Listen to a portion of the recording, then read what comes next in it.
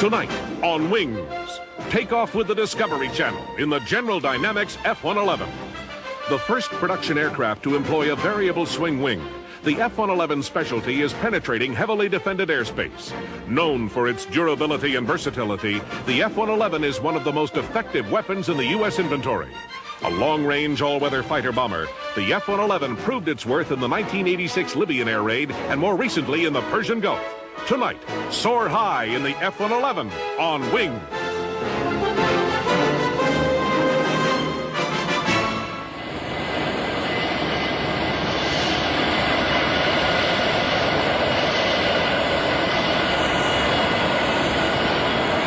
This is the F-111, a fighter bomber that has seen action in Vietnam and in the Persian Gulf. Though the design is more than 30 years old, in some ways the plane is only now revealing its tremendous capabilities. A wide range of technological innovations have made the F-111 faster and deadlier than ever before. It has few rivals in its class.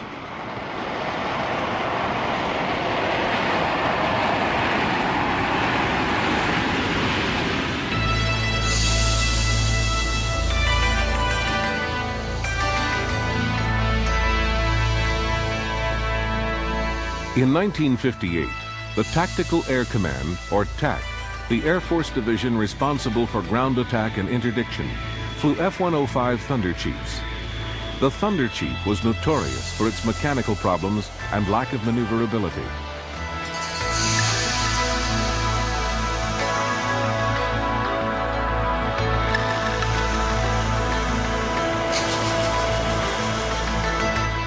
The F-105 was built expressly for long-range strike missions.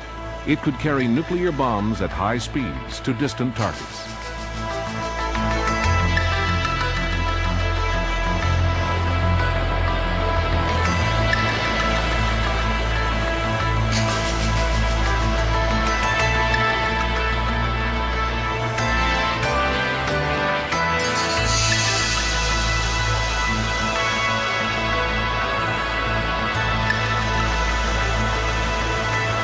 The plane was not built for conventional air war, but in Vietnam, the F-105 was the best plane TAC had on hand for air combat, and the war highlighted the plane's flaws.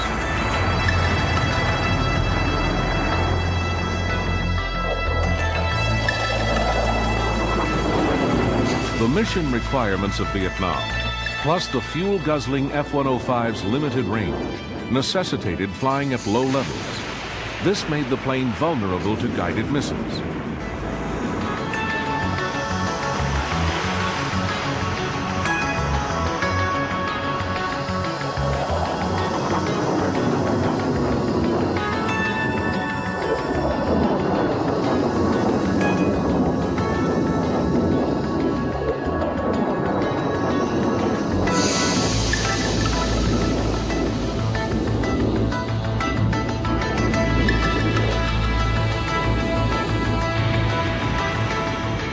The Thunder Chief was restricted to daytime bombing and often needed fighter escort.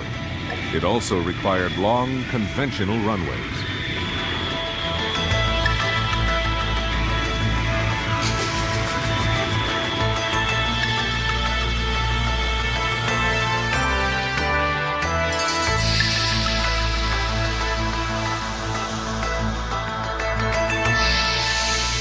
TAC knew from the start that new technology would quickly make the F-105 obsolete. Even as the 105 entered service, TAC was working on its replacement, the TFX project.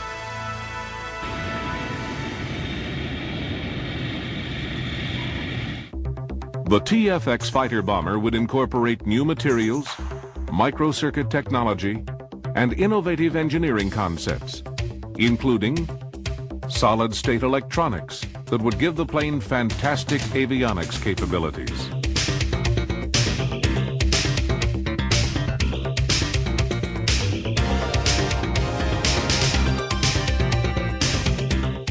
Turbofan engines utilizing afterburners for extra power.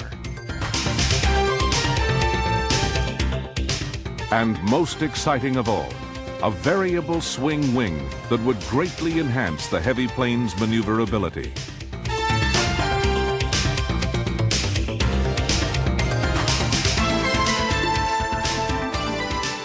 At the same time, the U.S. Navy was developing its own brand new high-tech aircraft for the Fleet Defense mission to succeed the F-4 Phantom. Although the F-4 was eventually used by both services, historically, the Navy and the Air Force developed their aircraft separately. Each service had very different needs. But in 1961, newly appointed Secretary of Defense Robert McNamara announced it was time for a change. McNamara, a former vice president of the Ford Motor Company, arrived at the Pentagon determined to dispose of bureaucratic duplication and waste. The huge price tags of separately developed aircraft seemed a good place to start cutting. McNamara insisted on a policy of standardization. He told the service chiefs that he wanted one basic aircraft design, suitable for use by both the Air Force and the Navy. In January of 1962, after several competitions, the Pentagon reduced the field to two possible alternatives. Boeing's 818 model, while favored by both services, did not have enough shared design elements. The other design was a joint venture from General Dynamics and the Grumman Corporation. This design offered a very high level of common parts for both services. The only major components to differ were the landing gear, the wing length, and the nose.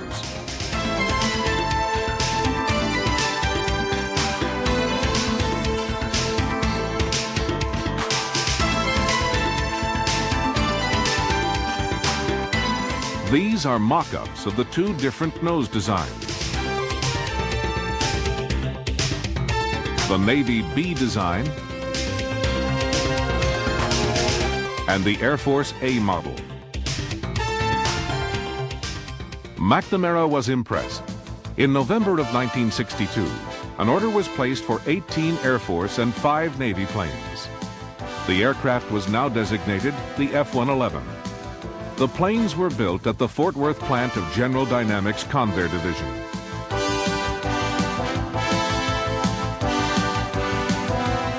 The first pre-production model was officially rolled out 16 days ahead of schedule.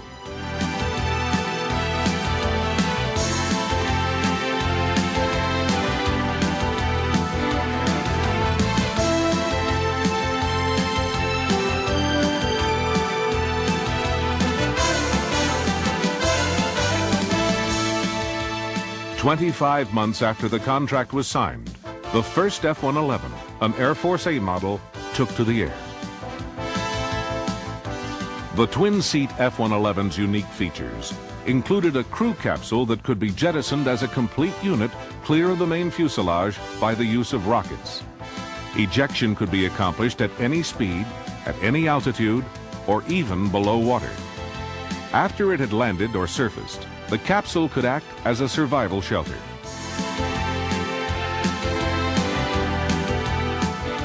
The F-111 was also the first aircraft to go into full production utilizing afterburning turbofan engines.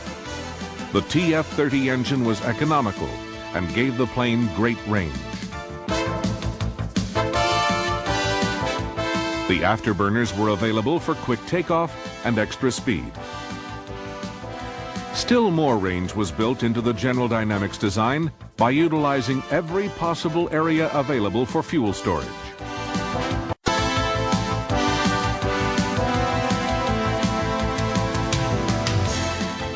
Even without external wing tanks, the plane had a range of over 2,500 nautical miles.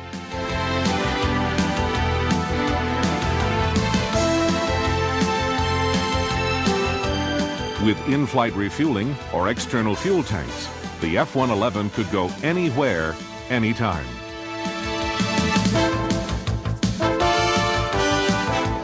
When no external fuel was carried, all of the wing points were free to lift an enormous array of weaponry.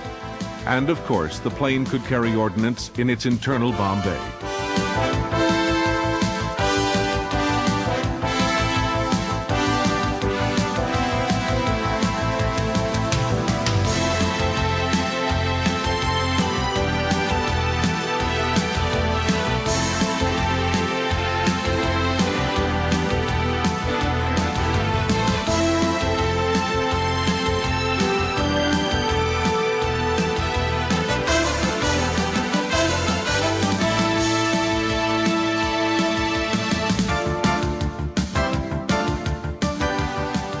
F-111s can carry almost any weapon in the Air Force arsenal, from the M61 Vulcan cannon to a free-falling nuclear bomb.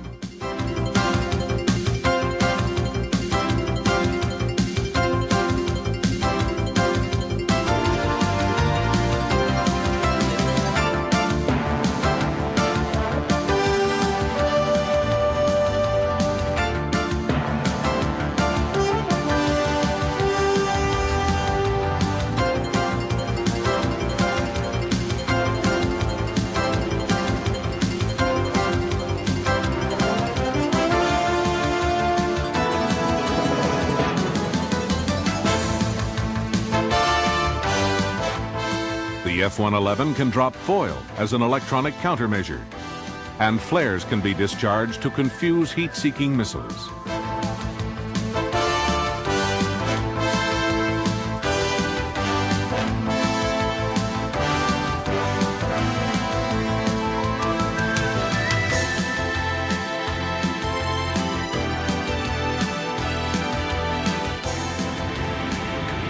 One of the original requirements of the TFX project was that the design should allow for landing on short, makeshift runways.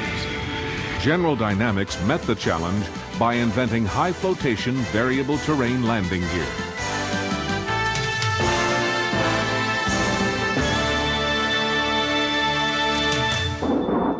Another important F-111 feature that was brand new was terrain-following radar. This system allows pilots to select an operating height above ground of as little as 200 feet. When the control is set, the aircraft can fly at over 600 miles an hour by its forward terrain scanning radar, adjusting its height automatically. A manual mode allows pilots to use the radar-gathered information reproduced on a cockpit instrument display. Thus, it is possible for the F-111 to fly at night, in all weather, and still remain low enough to avoid radar detection.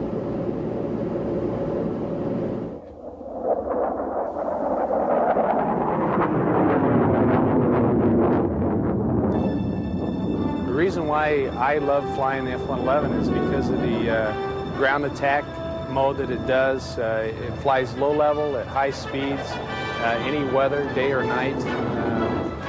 It has the capability in the systems to do that, anywhere from 200 feet to 1,000 feet. I do not necessarily have to be flying the jet at that time because of the automatic systems.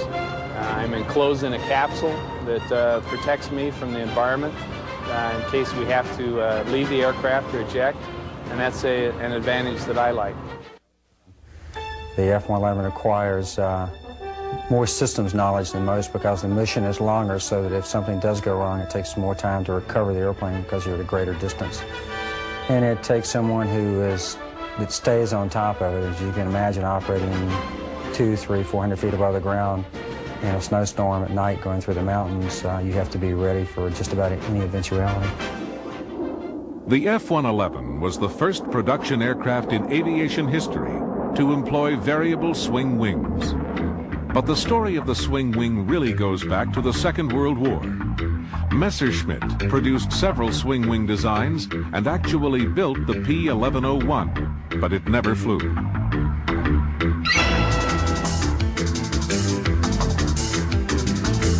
Much of this design was used in the American Bell X-5, built after the war. This model flew successfully, as did the Grumman Jaguar, although neither plane was developed.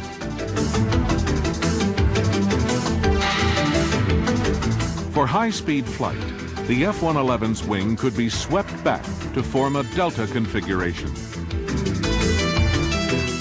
An intermediate position was often used for economical mid-range flight. A full forward position was available for takeoff, landing, and low-speed flying. The plane could literally be redesigned in flight to suit the role it had to perform. Within the surface of the wing, flaps, slats, and fuel, together with their operating mechanisms, had to work side by side.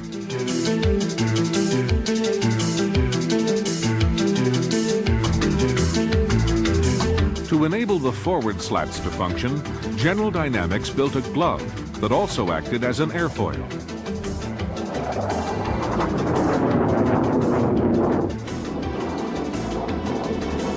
The development of the Air Force F-111A model continued through the early 60s, and good progress was made as the new technology was put through its paces.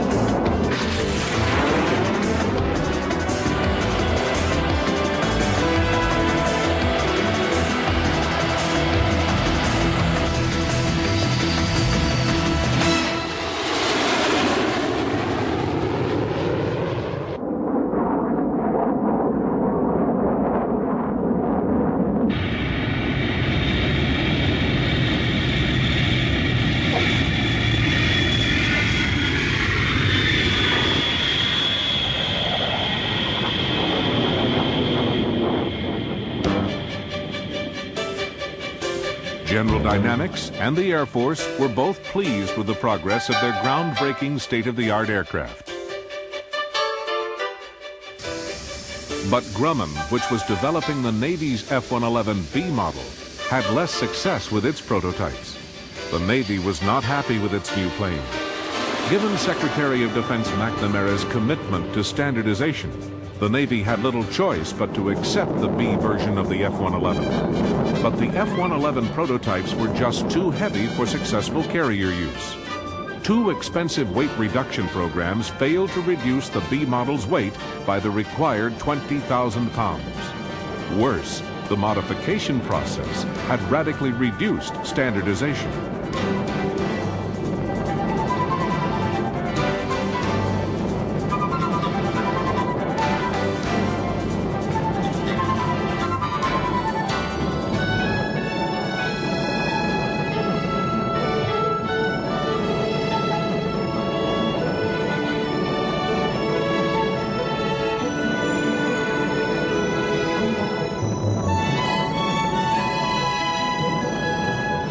The F-111B model was a beautiful aircraft, but it never saw service. In July of 1968, the Navy canceled the F-111B program. Instead, it went ahead with its new dedicated fleet defense fighter, Grumman's F-14 Tomcat.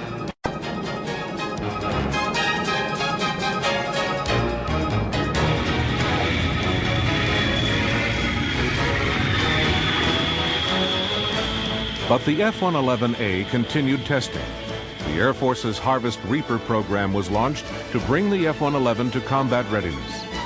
By early 1968, after 8 months of testing, it was decided that the F-111 should be tried out in actual combat conditions in Vietnam.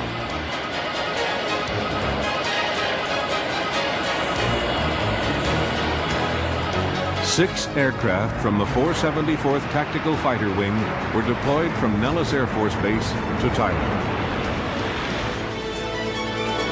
The F-111A flew out of the Royal Thai Air Force Base at Tak Lee. The combat testing and evaluation program was called Combat Lancer.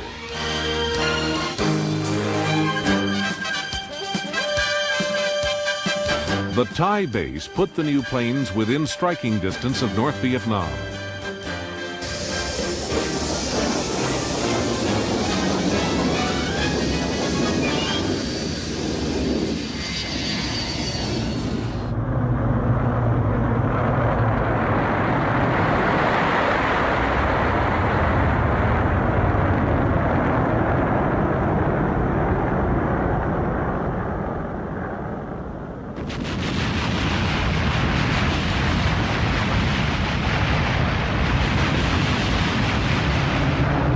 Unfortunately, the results were not all good. Within 2 weeks, 2 F-111s were lost without a trace. Less than a month later, another 111 went down. But this time the crew ejected, and the wreckage was found and examined. The losses caused bad publicity back home, and were wrongly attributed in some news reports to ground fire. After 50 missions had been flown, Operation Combat Lancer ended. The 3 remaining F-111s returned to Nellis for more testing.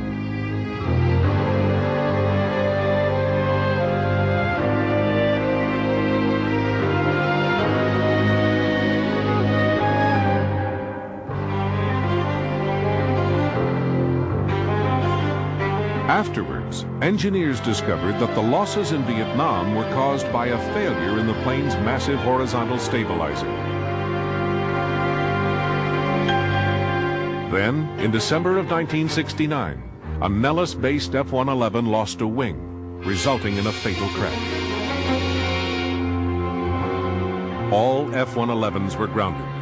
The entire program was placed under intense scrutiny. The wing problem was traced to a failure in the wing pivot box. These were hard times for General Dynamics. For the expense of developing the twin designs, considerable cost overruns, and the losses in Vietnam had caused the new fighter bomber to suffer at the hands of the press and political opponents alike. General Dynamics' defense was that the F-111 was a technological trailblazer that incorporated so many new systems that major problems would almost certainly be encountered. Both the Air Force and General Dynamics realized that despite the development problems, the F-111 was a winner, so they began improving the design.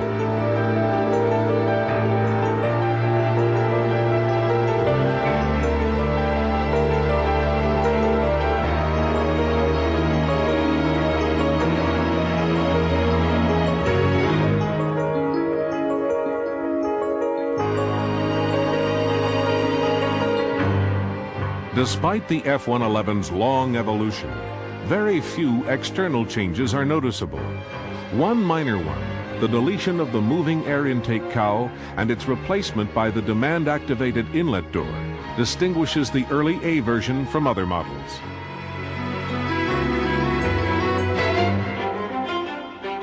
By the time the modification program was completed, the F-111 had become a near-perfect plane. The Tactical Air Command used 4 different strike versions of the F-111. Externally, they were almost identical, but they varied considerably in cost, depending on the electronics packages used. The F-111 was also adopted by the Strategic Air Command, which needed a replacement for its older B-52s and B-58 Hustlers. SAC's new strategic bomber was dubbed the FB-111.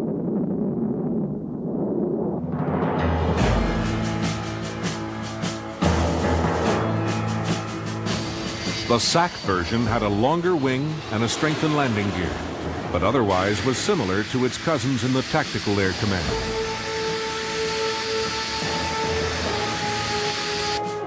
Today, the F-111, once only designated a fighter, now also flies alongside B-52s as a strategic bomber.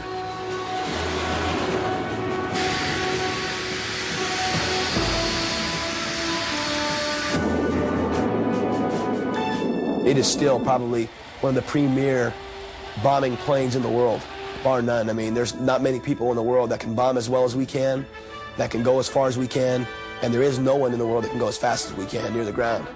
And we can outrun F-16s and F-15s. I think everybody's had a scary moment at one time or another in the aircraft. The one I had that I remember occurred in Turkey when I was training low level in there. And we had a simulated attack by an F-4. We were low to the ground. We made a hard turn into the F-4, and I had some computers go out on me, which caused the aircraft to start wavering in the yaw axis. 200 feet or so and low to the ground, and the jet decides to go down. It's not a fun feeling.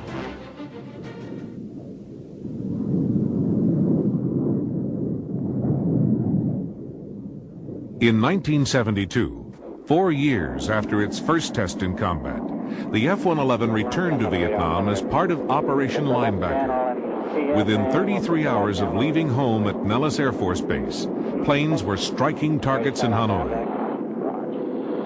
This time, the results were very different.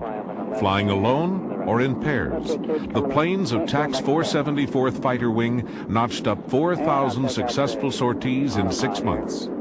We're heading on into altitude, hold, and heading nav, and engage the autopilot. Working good. Okay, we're coming up on our entry point in about 5 miles. We'll be turning right to a heading of 101. Okay, coming right here. I'll go out and back and bypass on the radar altimeter. Put the left channel in TF, and we'll put the right channel over to situation. Okay. Ready to start on down deck? Roger. Okay, auto TF, start down.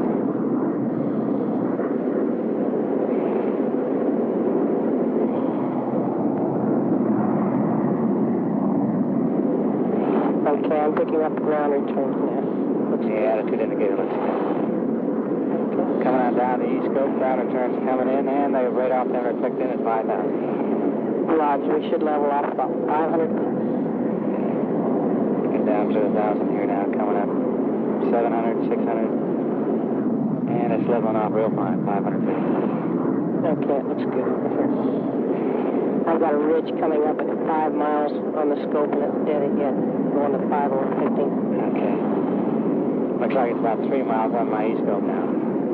Right, okay, we should be passing in about 10 seconds.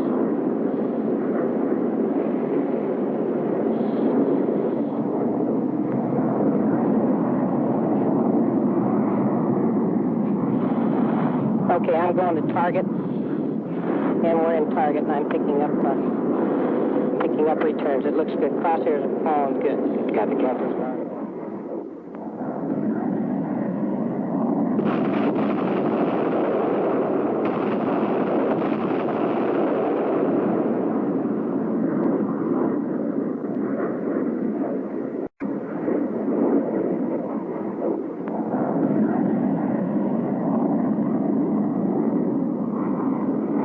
In the whole operation, only 6 aircraft were lost, giving the F-111 the highest survival ratio of any combat aircraft in the theater. The F-111 returned from Vietnam with its reputation dramatically enhanced, and criticism of the plane became muted. Later support for the wisdom of the swing-wing bomber concept came from the Soviet Union. Their Su-24 Flinzer was patterned virtually bolt for bolt on TAC's fighter bomber.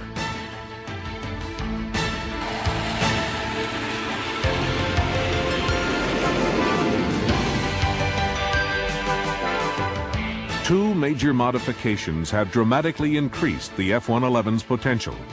One was devised by Grumman, the company that designed the Navy's F-111 model. Grumman's EF-111 Raven project found yet another use for this versatile airframe.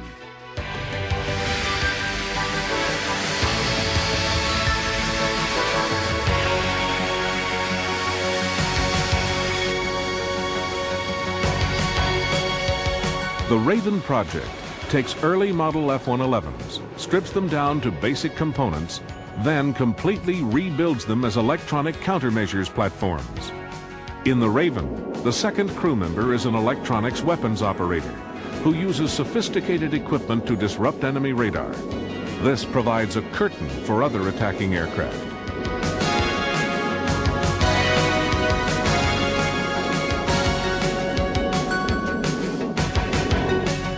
The Raven can be used in 3 different ways. First, in a standoff jamming role, providing protection for other aircraft from a distance. Second, as close air support, going in at low level to give ground attack aircraft electronic cover. And finally, the Raven can fly with an attacking force deep into hostile airspace, jamming enemy radar as it goes. This system was used extensively in the Persian Gulf.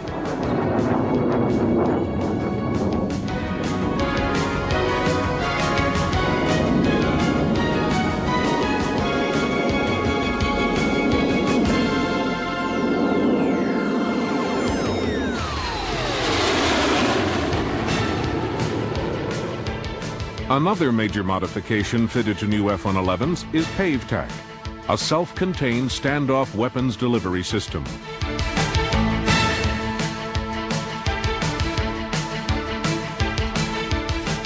PaveTac uses an infrared TV camera coupled to a laser rangefinder designator to place guided bombs or missiles on target.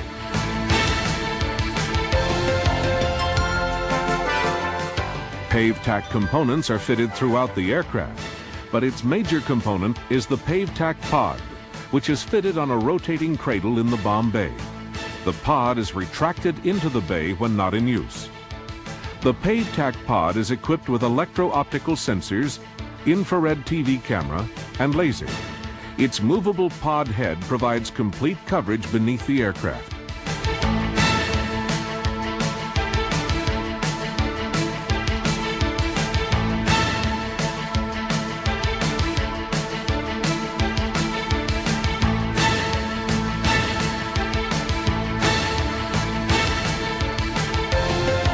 Targets are tracked on radar and steering corrections are made. At a distance of approximately 3 miles, the target is identified on the TV display and the infrared imagery is switched on. The video picture permits extremely accurate target tracking. The laser-guided bomb is released. The aircraft turns away to avoid the bomb blast and anti-aircraft fire. The forward-looking infrared continues to track the target and point the laser. 5 seconds before impact, the laser is activated to guide the weapon.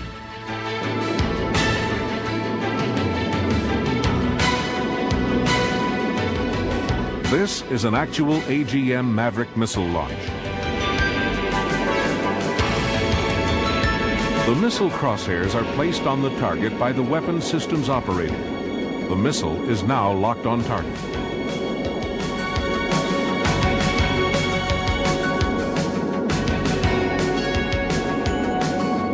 When the missile has launched, the TV video will disappear, and the PaveTac's infrared video will be used to aim, track, and determine the success of the strike.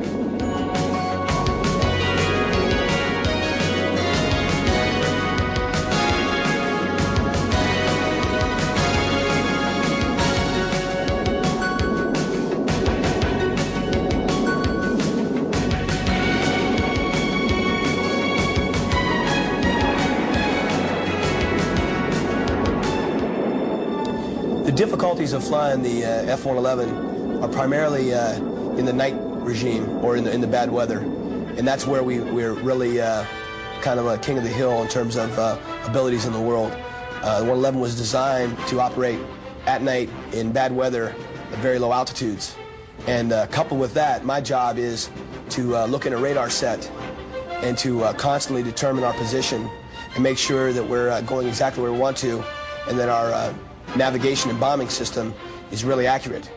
And that enables us to deliver the weapons, to drop the bombs on target. So it's a very difficult part of my job to constantly be evaluating the airplane's position and how good the navigation system is. The objective of the strike was to take some airplanes that could go a long ways, carry a lot of bombs, and could precisely hit targets in any kind of weather, and take off and refuel and get there in any kind of weather, and hit targets that were very close to areas where you just wouldn't want to put bombs. So that was our mission. And as a wing, we all pitched in and contributed. April 14th, 1986. F-111s of the 48th Tactical Fighter Wing leave RAF Lakenheath as part of the American strike mission against Libya. In response to a wave of Libyan-sponsored terrorist acts, the United States will strike 5 targets. Colonel Paul Fazakerly, a member of the 48th Fighter Wing, explains. The Navy's very capable of doing this kind of a mission, and they could drive carriers up there, and that's why we buy aircraft carriers, project power and drop bombs. But in this particular case, we had 5 targets that we wanted to take out pretty much simultaneously. The Bonita and Benghazi were the airfields to the east of the Gulf of Sidra. And then we had 3 targets in the Tripoli area, the downtown headquarters complex, the swimming pool, which is an underwater demolition team headquarters, and a frogman-type training center, as well as a 3rd target, which was their airfield that they used to use their IL-76 transport aircraft to transport their terrorist activities, or to use to support the terrorist activities. So with 5 targets and the amount of defenses that were right around the Tripoli airport and the town itself, it became an atmosphere where using the A-6 off of a carrier It's a little bit slower, it flies a little bit higher, it doesn't have quite the capability to hit the targets as well as the F-111. It was decided at the 11th hour that it would be better if this would be a joint mission, since we had practiced that contingency option. And so they decided to, the National Command Authority decided to go ahead with that plan as a joint option, and the 111 would be best suited for going into the area that was the most heavily defended. And it could survive much better than, and hit the targets with minimum collateral damage, where the A6 would have I think a problem in that area without an enormous amount of support. So the Air Force picked up the western targets, which were in downtown Tripoli area, and the Navy picked up the 2 airfields to the east. And it worked very good because we had trained with the Navy. We had a Navy liaison officer in the squadron, and everyone was comfortable with the geographical separation of the 2 services, and yet working together, sharing a lot of mutual supports. In the 48th Wing at Lakenheath, we took off from home and flew over 14 hours. It was just about 14 hours and 10 minutes was the longest mission, and refueled 3 or 4 times, maybe even as much as 5, because we wanted to optimize our refueling on the way down to be as close to full tanks just prior to drop-off down in the Italian area. There was no problem staying awake and being alive, and on the way down, as far as the crews commented. We had a little bit of problems with airplanes because the F-111 is typically a 2.5-hour mission airplane. When you fly it for 5-6 hours and then go hit a target, who knows what's going to be left of it. So even though we had tracked the airplane's maintenance capability, it was really gutsy to take an old airplane like that far and then expect it to perform. So of the 24 airplanes that we had started with, we took 18 down there, and then of the 18, we had actually 11 go into the target area. So we did have some maintenance problems, and we fully expected to with taking an older airplane that far. And we had very, very strict rules of engagement because we didn't want to throw bombs off into the middle of the town. And this is the route that was flown. That's a picture of the attack radar. And the attack radar on an F-111, which you see there, exercise and train following radar, is the key to terrain avoidance. The paved tack pod rotates out of the bay, as you see in this picture, and the whole bay rotates in order to have your laser capability to spot a target. That's the laser picture, the forward-looking infrared radar. The airplane tosses the bombs and then turns in a 135-degree wing-over move, puts the crosshairs right on the target. Now you see the target there is the headquarters complex. To the right and off to the bottom of the screen is the tent, which was not a target. Most folks think that was a target. But the crosshairs are exactly right on the point where they should be, and the laser will be turned on at the last 8 seconds of the flight of the bomb, and the bomb will come in from above and destroy the target. In this particular case, the bombs landed right at the front door and skipped into the headquarters. There was some good BBC footage that showed it all pretty much gutted out the next day. There's a clip of ZSU-23-4 and just different kinds of artillery. There was a lot of artillery barrages and flares fired off. The flares were the thing that was most disheartening, really, from a standpoint of a guy that wants to go down and fly at night and not see anything like that. They distract you quite a bit. The other target that you're going to look at here is the airfield. The airplane is turning to the right because there was a little bit of an error in the radar offsets, but now the forward-looking radar has got it on a paved tack. The bombs are gone, and you see of the 12 bombs, 1 comes off slick, which didn't go off, and then 11, which you see circled, they're scattered out in about a 700-foot by 300-foot pattern. They would go ahead and take out the IL-76s on the ramp at the Tripoli airport. And then you see a rear view of them hitting the targets. And then after the mission, the strike force would fly out into the Gulf and be protected by the Navy in case someone was chasing you, and then right on out the same way we came in, with a couple of refuelings on the way home. What you like to see is every single airplane hit every single target with perfect footage of the film. Well, that just doesn't happen. So we had a lot of folks that had to pull off to avoid collateral damage. We had people with airplane problems, and a lot of folks have said, well, the airplane just didn't hold up, and there was problems, and it didn't do the mission as well as expected. Well, the mission was to have visible damage on 3 targets. You just saw very, very vivid visible damage on 2, and there was another tape of the 3rd which shows the swimming pool with the water draining out of it. That was the mission. And that's all that counts, is if you can show that you have destroyed or had visible damage on those 3 targets that were tied to the terrorism activities. And with those tapes, it's obvious that the mission was accomplished. And that's the overall good part, is that it was accomplished. It was accomplished by the F-111, an old aircraft. The aircraft is still accomplishing those type missions. I think that the F-111F, the one with the laser capability, will be with us for quite a while. And hopefully, my own biases are that we get those kind of capabilities tested and worked into some of our newer airplanes, especially ones that we can put on aircraft carriers and project that kind of precision power.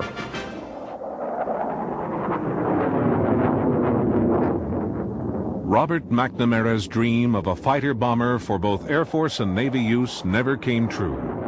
But the plane he approved has, over the years, become the finest tactical and strategic bombing aircraft of its kind. And now, the versatile airframe also serves in the vital airborne electronics warfare role.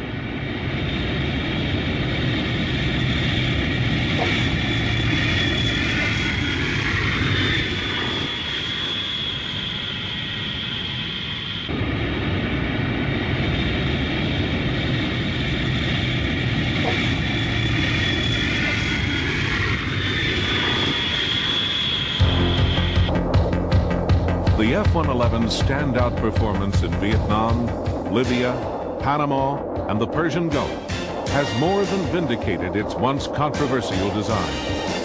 Its bold swing wing is now an accepted feature of high-performance aircraft, and its high-speed, terrain-following capabilities have earned it acclaim as the best low-level strike plane in the world. As technology has changed, this versatile airframe has changed with it. The F-111 has become a crucial part of American air defense.